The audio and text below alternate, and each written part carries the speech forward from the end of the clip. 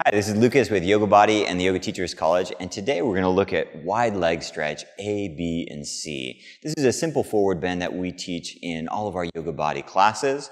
Simple looking pose, but if you do it properly, really great for opening up the back of your body. To begin, we take a step of about 1 meter.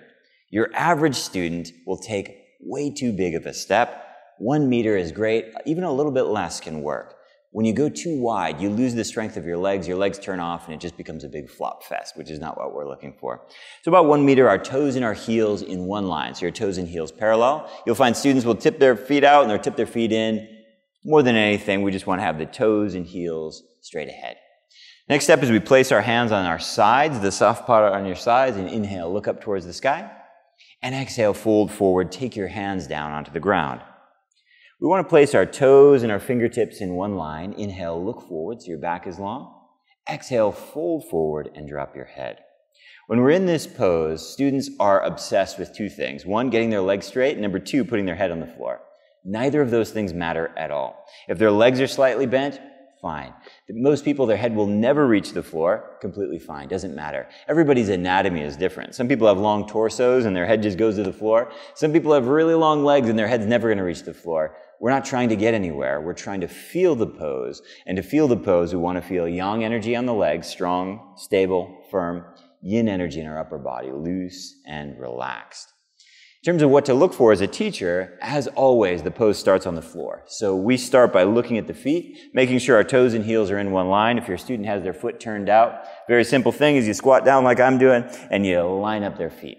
Next thing is you'll find lots of students have kind of jello legs and they're putting all the energy into their hands. So if your student has jello legs, I'll come up and I'll say strong and I'll tap their quads. Strong, strong. Really simple cue that people feel right away.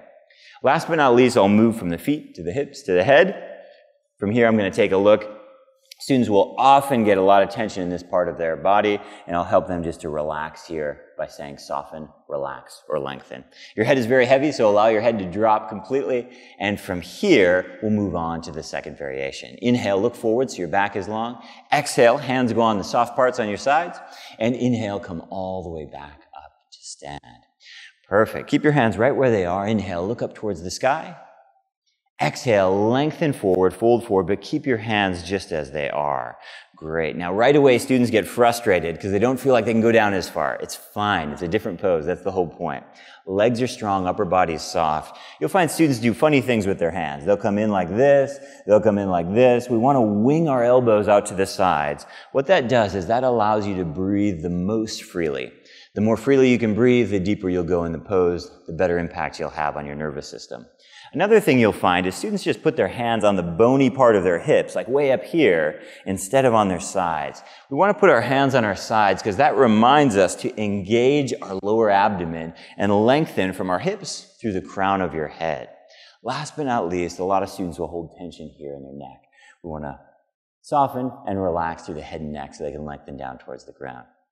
Perfect. Look forward and then inhale all the way up to a standing position. Let's stretch our arms out at our sides. We'll do the last variation. Interlace your hands behind your back. Let's pause here for a moment. It's important to note that your beginning students will really struggle to get their hands interlaced behind their back. That's okay. The struggle is okay.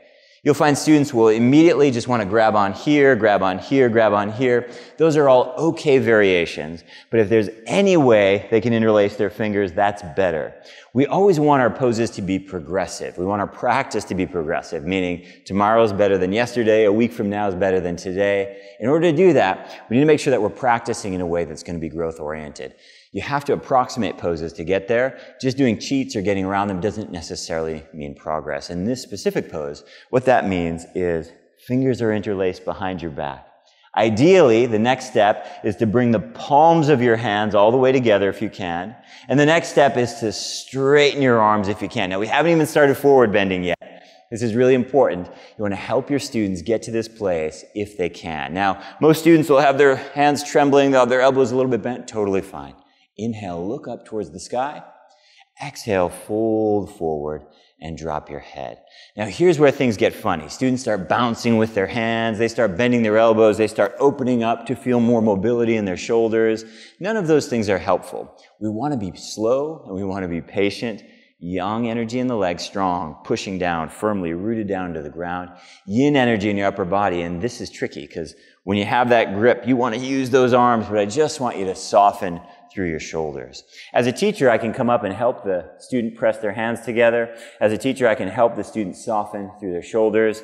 There is a very appropriate adjustment here, but the student has to be relatively advanced in their mobility. This student, for example, has really great mobility, so if I were so inclined, I can come up and I can put one hand on the sacrum and one hand on their hands, and I can help their student find quite a bit more space.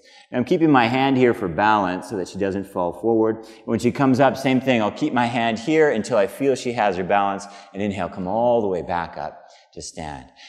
Release your hands, take a break. You'd only want to give that adjustment if the student's hands are at least parallel to the ground. If they're way up here, if you start pulling on them, you'll just tip them over. Simple pose, if you practice it correctly, can have really great benefits. I hope that's helpful. We'll see you in future tutorials very soon.